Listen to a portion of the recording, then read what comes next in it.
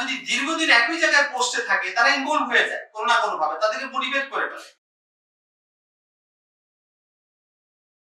আরেকটা হচ্ছে প্রাইমারি প্রিভেনশনের আরেকটা বিষয় বেসিক জায়গা হচ্ছে যে বলা হচ্ছে যে ইন্ডিভিজুয়াল অ্যাওয়ারনেস। এখানে সেই individual awareness, family awareness, social awareness, institution বলেন, সরকারের বলেন, আমাদের আইন শৃঙ্খলা নিয়ন্ত্রণ দ্রব্য অধিদপ্তরের বলেন, সবাই একটা ইন্ডিভিজুয়াল অ্যাওয়ারনেস, এটা আমরা সবাই জানি, এই বিষয়টা আমি বলছি না।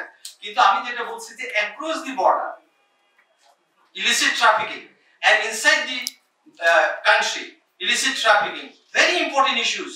কারণ যারা দীর্ঘদিন পুলিশরা কাজ করেছেন, বর্ডার গার্ড হিসেবে কাজ করেছেন, অনেকের সাথে আমি কথা বলেছি, তারা যদি, আপনারা এখানে উপস্থিত আছেন দুদক কর্মকর্তারা, তারা যদি দীর্ঘদিন একই জায়গায় পোস্টে থাকে তারা ইনভলভ হয়ে যায় কোনো না কোনো ভাবে, তাদেরকে মোটিভেট করে ফেলে, তাদেরকে ছলে বলে কৌশলে হাতে নিয়ে ফেলে এবং তারা মাদকগুলোকে সাপ্লাই করে।